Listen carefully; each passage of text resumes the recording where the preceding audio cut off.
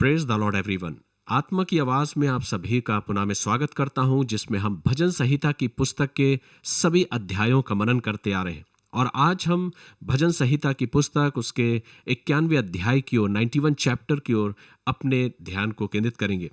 मेरे प्रियो, जब इस भजन का मनन करते हैं तो चैप्टर 91 मुझे और आपको ये स्मरण दिलाता है कि परमेश्वर अपनी सुरक्षा का वचन मुझे और आपको देता है, या दूसरे अर्थों में कहें कि परमेश्वर की सुरक्षा का वायदा इस वचन में मुझे और आपको देखने को मिलता है। क्योंकि वचन में लिखा है, जो परम प्रधान के छाए हुए स्थान में बैठा रहे वह सर्वशक्तिमान की छाया में ठिकाना पाएगा। सो मेरे प्रियो, सबसे महत्वपूर्ण और सुरक्षित स्थान अगर कोई है तो वो है परमेश्वर की निकटता, परमेश्वर की समीपता। भजन का लिखने वाला इन बातों को व्यक्त कर रहा है क्योंकि उसने इन बातों को अपने जीवन में अनुभव किया है। और जब इंसान अपने जीवन में अनुभव करता है तो वो अपने अनुभव के द्वारा बातें करता है। इसलिए भजन का लिखने वाला परमेश्वर को एक रक्षक की रीति से, एक छाया की रीति से हमारे और आपके जीवन में व्यक्त कर रहा है। और इसलिए इस भजन के पहले ही पदों को बहुत ही खूबसूरत, सुंदर तरीके से और शक्तिशाली रीति से, प्रभाव रीति से प्रकट किया गया है। वो कहता, जो परम प्रधान के छाए हुए स्थान में बैठा रहे। किसी विशेष व्यक्ति के लिए नहीं, पर वो हर एक व्यक्ति के लिए कह रहा है।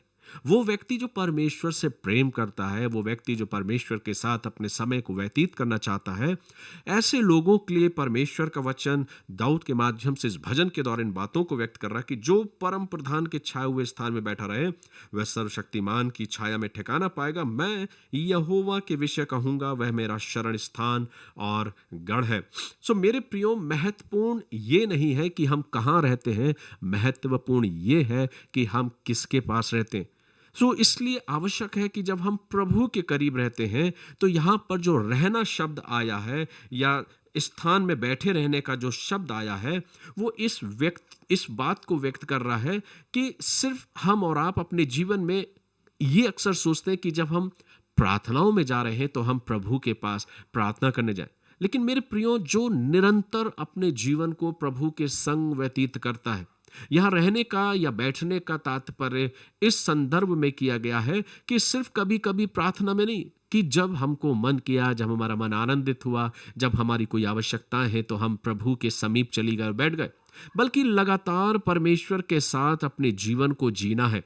और छाया का जो शब्द है, जो यहाँ पे प्रकट किया गया है, वो ये है कि हम और आप अपने जीवन में जब प्रभु की निकटता में आते हैं, जैसा वचन का लिखने वाला कहता है, जो परम प्रधान के छाए हुए स्थान में, जब जब छाया हमारे चारों तरफ रहती है तो हमें बड़ा आनंद सा महसूस होता है। अगर आप तपती धूप में निकले और जब छांव हमारे चारों तरफ आ जाती तो हमें बड़ी राहत मिलती है। ठीक वैसे ही परमेश्वर हमारे ऊपर अपनी छाया को बनाए रखता है, और जिसका अर्थ है कि वो अपनी सुरक्षा, अपनी निकटता मुझे और आपको प्रदान करता है। इसलिए मेरे प्रियो, परमेश्वर का वचन आगे कहता है, जब हम और आप प्रभु पर विश्वास रखते हुए उसकी समीपता, उसकी निकटता और उसकी छाया में अपने आप को बनाए रखते हैं, तो वो मुझे हर प्रकार के बातों से, हर प्रकार की विपरीत परिस्थितियों से बचा के रखता है। भजन का लिखने वाला कहता है, वह तुझे बहेलिए के जाल से और महामारी से बचाएगा। वह तुझे अपने पंखों की आड़ में ले लेगा और तू उसके पैरों के नीचे शरण पाएगा। उसकी सच्चाई तेरे लिए ढाल और झिलम ठहरेगी। सो मेरे प्रियो, भजन का लिखने वाला इन बातों को व्यक्त कर रहे हैं कि अगर हम और आप अपने जीवन में प्रतिदिन प्रभु की समीपता में अपने जीवन को व्यतीत करते हैं तो हर एक विपरीत परिस्थितियों में प्रभु हमको संभालता है। हर एक महामारी में और हर प्रकार के भय से वो मुझको और आपको बचाता है। अक्सर हम और आप बहुत चिंतित होते हैं अपने जीवन को लेके, अपने जिंदगियों को लेके, और ना जाने हम तमाम सारी चीज़ों का उपयोग करते हैं कि हमें किसी प्रकार से किसी के गलत निगाहों का हमें सामना ना करना पड़े। लेकिन कितनी खूबसूरत बात है, प्रभु का वचन कहता है और लिखने वाला जो भजनकार है वो कहता है कि जो परम प्रधान के छाए हुए स्थान में बैठा रहे। अगर हम प्रभु की समीपता और उसके फैलाए हुए उस छाया में अगर हम अपने आप को रखते हैं तो ये सारी बातें जिससे आज संसार बचने का प्रयास कर रहा है और अपने आप को बचाने के लिए ना जाने क्या कुछ करने का प्रयास कर रहा है, लेकिन प्रभु का वचन एक वायदे के द्वारा मुझे और आपसे कहता है कि वह तुझे बहेलिए के जाल से, महामारी से बचाएगा। वह तुझे अपने पंखों की आड़ में ले लेगा और तू उसके परों के नीचे शरण पाएगा और उसकी सच्चाई तेरे लिए ढाल और झिलम ठहरेगी। सो प्रभु अपना वायदे को करता है मेरे और आपके लिए, जिसका मतलब यह नहीं है कि कठिनाइयां हमारे जिंदगियों में कभी नहीं आएगी। इसका मतलब यह है कि बेशक ऐसे विपरीत परिस्थितियों में भी परमेश्वर हमारे संग रहेगा। अर्थात इस वचन का जो संदेश है वो ये है कि अक्सर हम और आप कई बार ऐसी विपरीत परिस्थितियों में, खौफ में, डर में, भय में अपने जीवन को व्यतीत करते हैं, लेकिन जो शख्स अपने जीवन में प्रभु पर विश्वास रखता है वो हर प्रकार के डर, भय और खौफ को अपनी जिंदगी से दूर करता और उनको हराता है।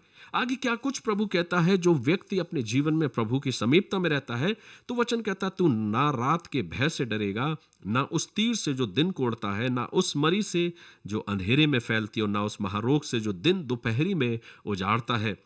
तेरे निकट 1000 और तेरे दाहिनी ओर 10,000 गिरेंगे, परंतु वह तेरे पास ना आएगा। परंतु तू अपनी आंखों से दृष्टि करेगा और दुष्टों के अंतों को देखेगा। सो मेरे प्रियो, यह वचन मुझे और आपको सिखाता है कि जब हम प्रभु की समीपता और उसकी निकटता में रहते हैं तो एक वायदा है जो प्रभु मुझसे और आपसे कहता है, और उसका वायदा यह है कि ना हम रात को किसी प्रकार के भय से डरेंगे, ना उस तीर से जो दिन में उड़ता है, ना उस मरी से जो अंधकार में फैलती है, ना उस महारोग से जो दिन दोपहरी में उजाड़ता। अर्थात ये सभी बातें जो हमारी जिंदगी में कई बार खौफ को, डर को पैदा करती हैं, वो सब हमारे करीब भी नहीं आ सकती। क्यों?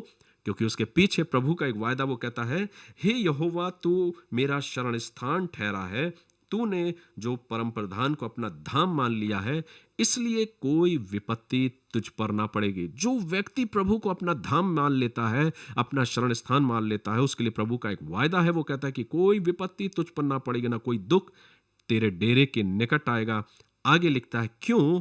क्योंकि वह अपने दूतों को तेरे निमित्त आज्ञा देगा कि जहां कहीं तू जाए वे तेरी रक्षा करें। सो मेरे प्रियो, एक ऐसा वायदा जो प्रभु मुझसे और आपसे करता है, वो कहता है वह अपने दूतों को मेरे और आपके विषय आज्ञा देगा। जब हम अपने जीवन को प्रभु पर भरोसे के साथ व्यतीत करते हैं तो वह अदृश्य रीति से, अप्रत्यक्ष रीति से मेरी और आपकी हिफाजत करता है, मेरी और आपकी सुरक्षा करता है। मेरे प्रियो, कई बार हम यह जानते भी नहीं कि कितनी बार प्रभु मुझको और आपको संभालता है दुर्गम रास्तों में, मार्गों में, बीमारियों में, महामारी में। ये प्रभु की करुणा है, क्योंकि उसने अपने दूतों को मेरे और आपके लिए रख छोड़ा है कि जहां कहीं हम जाएं वे हमारी हिफाजत करें। आगे लिखा है, वे तुझको हाथों हाथ उठा लेंगे, ऐसा ना हो कि तेरे पांव में पत्थर से ठेस लगे। तू सिंह और नाग को कुचलेगा, तू जवांसियों और अजगर को लताड़ेगा। उसने जो मुझसे स्नेह किया, इसलिए मैं उसको छुड़ाऊंगा। सो मेरे प्रियो, ये हर एक उस व्यक्ति से प्रभु का व्यक्तिगत वायदा है, और वो वायदा ये है कि जो प्रभु पर विश्वास रखते हुए अपने जीवन को व्यतीत करता है, तो अंत में प्रभु स्वयं इस बात को बोलता है। 14वें पद से लेकर 16वें पद में ये परमेश्वर स्वयं कह रहा है, कहता है, उसने जो मुझसे स्नेह किया, इसलिए मैं उसको छुड़ाऊंगा, मैं उसको ऊंचे स्थान पर रखूंगा, क्योंकि उसने मेरे नाम को जान लिया। अंत में परमेश्वर स्वयं भजन के लेखक से बात कर रहा है, वो कहता है मैं उसे छुड़ाऊंगा, मैं उसके साथ रहूंगा, संकट के समय उसके संग संग रहूंगा, और मैं उसे दीर्घ आयु से तृप्त करूंगा। आगे लिखा है, जब वह मुझको पुकारे तब मैं उसकी सुनूंगा, संकट में उसके संग रहूंगा, मैं उसको बचाकर उसकी महिमा बढ़ाऊंगा, मैं उसको दीर्घ आयु से तृप्त करूंगा और अपने किए हुए उद्धार का दर्शन दिखाऊंगा। सो मेरे प्रियो, अंत में जब प्रभु बात कर रहा है तो एक व्यक्तिगत वायदा है जो प्रभु मुझसे और आपसे करता है। ये बहुत ही खूबसूरत वायदा है जो किसी इंसान का नहीं, पर मेरे और आपके प्रभु का है, जो सर्व सामर्थ्य। वो कहता है कोई भी दुख तेरे डेरे के करीब नहीं आने पाएगा। सो मेरे प्रियो, बेशक कई बार हम सोचते हैं कि विपरीत परिस्थितियों में, हमारे दुख के क्षणों में प्रभु हमसे दूर है, ऐसा नहीं। प्रभु हमारे करीब रहता है, संकट के समय में भी वो सदैव मेरे और आपके साथ रहता है। इसलिए ये भजन 91 मुझे और आपको सिखाता है कि अगर हम और आप परमेश्वर के संग रहते हैं तो केवल उससे मदद नहीं मांगे, बल्कि ये विचार करें, ये मांगे कि प्रभु तू मेरे करीब रहे। मेरे प्रियो, इसलिए परमेश्वर मेरे और आपके विश्वास को बढ़ाना चाहता है, ताकि हम डर से अपने आप को आज़ाद कर सकें, और कई बार वो अदृश्य, अप्रत्यक्ष रीति से मेरी और आपकी हिफाजत करता है। संकट में भी वो प्रभु मेरे संग रहता है, और वो मुझसे वायदा करता है कि क्योंकि जब हम उससे स्नेह करते, प्रेम करते, तो वो भी मुझसे और आपसे वायदा करता, मेरी और आपकी हिफाजत करता। सो क्या ही खूबसूरत ये भजन है, भजन 91। अपने जीवन में इस भजन को लगातार मनन करें और प्रभु की महिमा करें कि एक ऐसा परमेश्वर जो मेरी और आपकी हिफाजत करता है। प्रभु इस वचनों के द्वारा आप सभी को आशीष दो और ऐसा अवसर दे कि हम और आप अपनी जिंदगियों को खौफ में, डर में व्यतीत ना करते हुए बल्कि विश्वास के साथ प्रभु के साथ आगे बढ़ने पाओ। जब कभी भी आपके ज़िंदगी में ऐसे खौफ या ऐसे डर आपको सताने लगे, भजन 91 को आप उठाइए और मनन करिए और परमेश्वर के उस वायदे को फिर से स्मरण करिए। प्रभु आप सभी को आशीष दे। आइए हम प्रार्थना करें कि प्रभु हमारी और आपकी अगुवाई करे और हम इस वचन के द्वारा प्रभु की आशीष को पाने पाए। प्रेमी पिता, हम धन्यवाद देते हैं आज के इस खूबसूरत आपके प्रबल वचन के लिए प्रभु, जो भजन संहिता 91 के द्वारा हमसे एक वायदा किया गया। प्रभु हम धन्यवाद देते हैं, हम प्रार्थना करते हैं कि अपने जीवन को हम निरंतर आपकी समीपता और आपकी निकटता में व्यतीत करना चाहते हैं। हम आपसे प्रेम करते हैं प्रभु, क्योंकि आपने हमारे लिए अपने आप को बलिदान किया। प्रभु हम प्रार्थना करते हैं ये वचन आज का हर एक के जीवनों को आशीष प्रदान करने पाए प्रभु। और जितने लोग आज इस वचन को सुन रहे हैं प्रभु, इस वचन के द्वारा उनकी जिंदगी में आपकी सुरक्षा, आपका अनुग्रह और आपकी दया और करुणा बनी रहे, यही प्रार्थना हम करते हैं। हर एक सुनने वालों पर और जुड़ने वालों पर आपकी आशीष मांगते हैं, क्योंकि प्रार्थना प्रभु यीशु ख्रीष्ट के नाम से को मांगते हैं। सुनिए और ग्रहण कीजिए। आमीन। गॉड ब्लेस यू मेरे प्रियो। प्रभु आप सभी को आशीष दो और ऐसा अवसर दे कि हम सब इस वचन के द्वारा प्रभु की महिमा करने पाए। अगर आपने आशीष को पाया है तो इस वचन को औरों के साथ शेयर करना मत भूलिएगा। जरूर शेयर करिए ताकि और भी लोग आशीष को पाने पाए। God bless you.